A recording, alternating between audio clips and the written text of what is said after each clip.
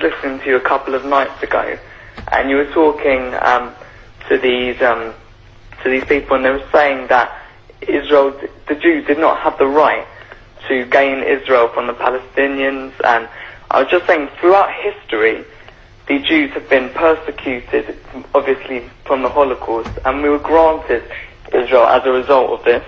And I feel that granted by whom?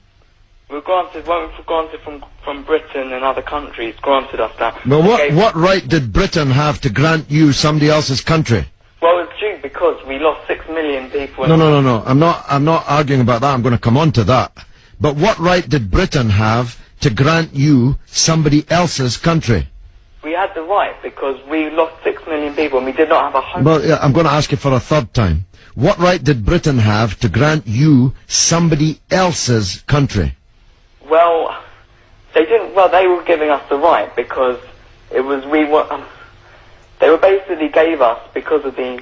But they gave you somebody else's country. That's the point I'm making, Alex. Can you deal with it? Yeah, but the Jews have also had to. They've dealt with this throughout history. Well, Alex, I don't know if you came on with a script and you can't deviate from it. Can you please answer that point? And we'll come to the Holocaust and who was responsible for it and who should have paid and what they should have paid for it. But given that you've said Britain granted you, and you're presumably saying you because you're Jewish, somebody else's country, I'm asking you, what right did Britain have to grant you somebody else's country? Britain, you could say they didn't have a right, but they came in and dealt with us and with the Jews having lost all these lives, and they basically granted us this land. Okay. Well, I see I'm getting nowhere on this, Alex, so let me deal with your overarching point. Maybe you're just not equipped to deal with the principal point that I have made. The Jews have suffered racist anti-Semitism down the ages in many, many European countries, including our own. They were subject to regular discrimination at best, and pogrom and murder at most. That's undoubtedly true. The one place in the entire world that Jews were neither discriminated against nor subject to pogrom was the Muslim world. In fact, so much was that the case that when Christianity came back to power in Spain, in Andalusia, in the western extent of the Islamic Empire, when the Muslims left, the Jews left with them because they feared the Christian anti-Semitism which would be unleashed in the wake of the departure of the Islamic civilization in the West.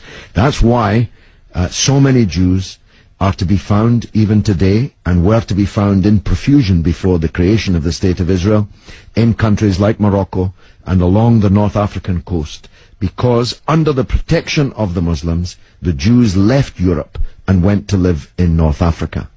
The Palestine that was wiped off the map when Britain granted you somebody else's country had Jews living side by side with Christians and Muslims for century upon century without the slightest trace of discrimination or violence or pogrom. So, what's happened is that Christian anti-Semitism in Europe, which massacred 6 million Jews in the greatest crime in human history, was paid for not by the Christian countries of Europe that either practiced or turned a blind eye to that anti-Semitism, but was paid by the very people who were completely innocent of that Holocaust, who had never persecuted the Jews, who had never pogromed the Jews.